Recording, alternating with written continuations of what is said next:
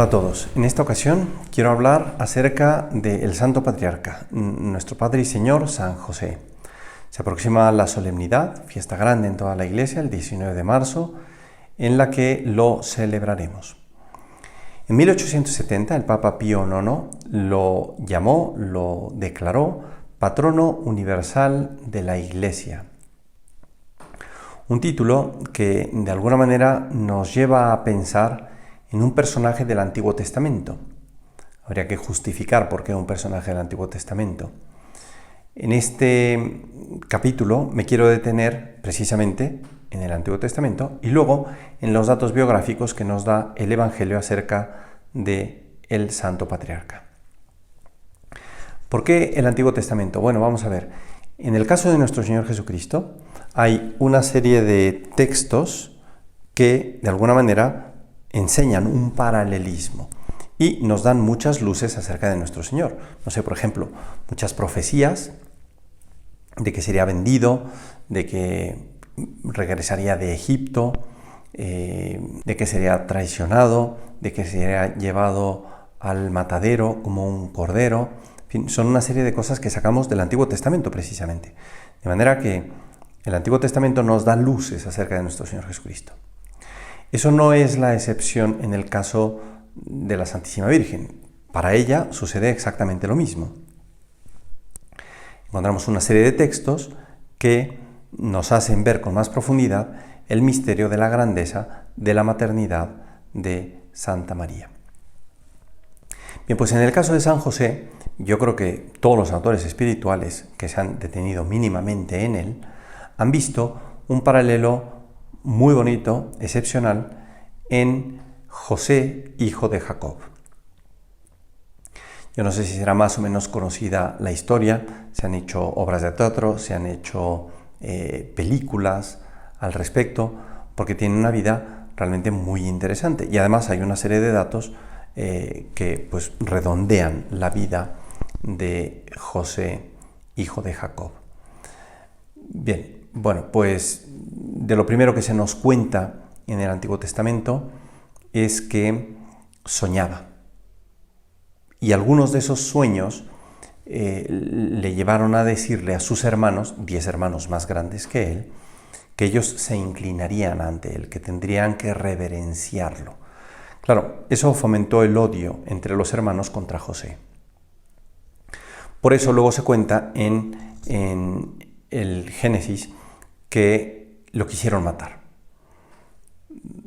Uno de ellos, Rubén, queriendo salvarle la vida, dice, bueno, vamos a ver, vamos a no ensuciarnos las manos, después de todo es nuestro hermano, ¿por qué no lo metemos en ese pozo? Lo metieron en un pozo, más tarde pasaron unos ismaelitas que iban hacia Egipto, mercaderes, traficantes, y les vendieron al hermano como esclavo. Luego le quitaron sus ropas, las entintaron de sangre y le dijeron al papá que una bestia había devorado a su hijo. De manera que el papá pensó que lo había perdido. Sus hermanos lo vendieron, llegó a Egipto, parece ser que lo compró el jefe del ejército llamado Putifar o Potifar en Egipto y fue su esclavo. Estando ahí, la mujer de Putifar pues le pone una serie de tentaciones para que se meta con ella, etcétera, etcétera. Y realmente con una entereza, con una fortaleza, con una vivencia de la virtud de la pureza encomiables, realmente muy bonitas, resiste la tentación. Por eso Putifar lo acaba acusando y lo meten en la cárcel. En la cárcel le adivina un sueño a un copero, a un maestro de copas del faraón y a un panadero. El del copero es más o menos afortunado porque le dice que en 3 días saldrá de la cárcel. Dice, pero cuando salgas, acuérdate de mí ante el faraón y habla bien de mí. El del panadero no es muy afortunado porque acaba muriendo.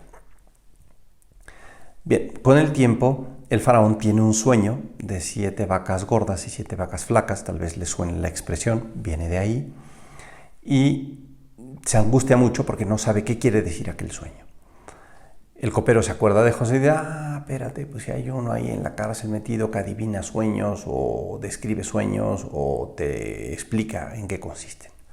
Bueno, en fin, el caso es que sacan a José y José le dice, mira, vamos a ver, van a venir 7 años de bonanza y luego 7 años tremendos de sequía, de mucha hambre.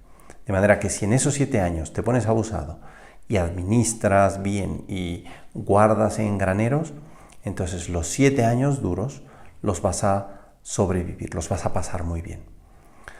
Bueno, el faraón se queda muy contento porque finalmente le entra la paz, pero además de eso nombra a José, administrador de toda su casa. No se hacía nada sin la supervisión de José, hijo de Jacob. Bien, esto es a grandes rasgos la historia de aquel hombre. Tiene un paralelismo tremendo con el Santo Patriarca, decía. No que fuera un soñador, pero sí que nuestro Señor se le reveló a José en sueños. Hay un padre de la Iglesia que dice que era tal su obediencia y su delicadeza para con nuestro Señor que incluso hasta en los sueños obedecía. Cuando la Santísima Virgen estaba encinta, le llega un mensaje a través de un ángel en un sueño que le dice, no temas recibir a María, porque lo que se obró en ella es del Espíritu Santo. Y entonces, pues tienen a partir de entonces vida juntos, ¿no? Estaban casados, lo que pasa es que había como 2 fases del matrimonio entre los judíos. La primera fase era la boda o el casamiento y la segunda fase era la conducción de la novia a la casa del novio. Y en el ínter es cuando la Santísima Virgen concibe a nuestro Señor. Y San José tiene dudas de si conducirla a su casa o no. Con el mensaje del ángel se le borran las dudas y finalmente la conduce a su casa. Y no solo la conduce a su casa, sino que obviamente hace las veces de padre con nuestro Señor Jesucristo. Se encarga plenamente del cuidado del Hijo de Dios en la tierra, junto con la Santísima Virgen. Bien, en cuanto a los sueños, pues ahí hay un paralelismo. Es interesante que también José es descendiente de Jacob, de estirpe real, porque luego vendrá David, el rey famoso de Belén. Por eso precisamente tienen que viajar a Belén José y María cuando el César decreta el censo. Bueno, yo quería detenerme en 2 partes en este video. La primera, acerca del Antiguo Testamento, hablar de José y subrayar el paralelismo con el Santo Patriarca. Ya hablé de los sueños, ya hablé de la descendencia de Jacob. Hay que decir pues que la pureza de San José es una virtud que brilla, ¿verdad?, en 20 siglos de la Iglesia, y más que tenga, seguirá brillando. Un varón castísimo. Empecé diciendo que el Papa lo nombró patrono universal de la Iglesia, como a José, hijo de Jacob, se le nombró dueño y señor, administrador de la casa del faraón. Es interesante porque eso pasó hace muchos siglos y en el siglo XIX fue cuando el Papa le dio ese nombramiento a San José. Bien, eso era una primera parte. Una segunda parte de este video, y habrá otro la próxima semana. Una segunda parte es mencionar muy brevemente los, datos biográficos acerca de San José. Mucha gente ha querido escribir la biografía de San José y entonces van al Evangelio y dicen, bueno, pues a ver, pasó esto y esto y esto y esto. Esos datos son tremendamente insuficientes y muchas veces los autores espirituales dicen, bueno, pues es que aquí faltó, echan de menos que hubiera habido más información acerca de San José. Con respecto a eso, yo creo que vale la pena decir que San José tiene una serie de datos biográficos en el Evangelio en la medida en que se habla de él como ayudante de nuestro Señor Jesucristo, como alguien que contribuye a la redención, que contribuye al papel central del Redentor. Y por eso no se habla más de San José. Se habla una cosa mínima porque el personaje central del Evangelio es nuestro Señor Jesucristo. No se habla incluso mucho de la Santísima Virgen, tampoco, ¿no? ¿Por qué? Pues porque aparecen ellos en tanto que su familia, pero pues entendemos que José moriría joven, ciertamente antes de que nuestro Señor empezara con su vida pública, y desaparece obviamente, ¿no? No es para hacer muchas biografías, sí para interpretar una serie de datos. Esos datos biográficos son, en primer lugar, se nos menciona que es esposo de la Santísima Virgen. Insisto, habrá otro video la próxima semana en el que profundizaré acerca de estos datos biográficos, porque me parece que hay cosas que teológicamente y para la vida espiritual pueden ayudar mucho. Es esposo de la Santísima Virgen. Punto número 1, y me interesa decir aislado de todo lo demás. Porque cuando aparece que es esposo de la Virgen, resulta que la Santísima Virgen está concibiendo a nuestro Señor. Eso lo dice San Lucas. Y por otro lado, San Mateo dice que estaba casado con la Virgen y descubrió que estaba encinta. Y entonces vienen las dudas de José. Pero las dudas vienen después. Punto número 1 es esposo de la Virgen. Ya le sacaremos punta a este dato. El siguiente es que descubre que está embarazada. Es una consideración ulterior que lleva a otras consecuencias, muy distintas de las consecuencias que veremos del primer punto. Otra idea es que recibe una revelación por medio de un ángel durante un sueño. De eso ya hablé brevemente. A partir de aquello, San José la recibe en su casa.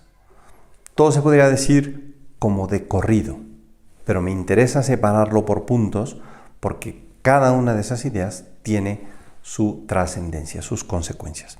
La recibe en su casa, otra idea fundamental. Con la noticia del censo se dirige a Belén, donde tiene lugar el nacimiento de nuestro Señor Jesucristo. Otro dato biográfico. Avisado en sueños de que el niño peligra, emprende un viaje a Egipto. Otro dato. En Egipto está hasta que el ángel le avisa que puede regresar. Viene de regreso. Lo que pasa es que, aunque iba a ir a la región de Judea, ¿no? Tenemos el mapa en el que vemos Galilea al norte, Samaria o Samaria al centro y Judea al sur. José se dirigía a Judea porque allí está Belén, cerca de Jerusalén, que es la ciudad santa, la ciudad principal. Aunque José iba en esa dirección, el ángel le advierte que no se vaya para allá. Y entonces decide irse a Nazaret, que es donde originalmente vivía, donde conoció, entendemos que conoció a la Virgen, y donde se casó con ella, y donde creció nuestro Señor Jesucristo. Bien, y por último, se le menciona cuando nuestro Señor Jesucristo tiene 12 años. En el templo, la famosa escena del niño perdido y hallado en el templo. Son todos los datos que tenemos. Querríamos más. No son necesarios más porque no se trata de que Él brille. Se trata de que brille nuestro Señor Jesucristo. Pero esos datos arrojan mucha luz acerca de cómo tenerlo, por un lado, como ejemplo, como protector, como modelo y, por otro lado, como intercesor. Bueno, yo aquí lo dejo y seguiré la próxima semana. Muchísimas gracias.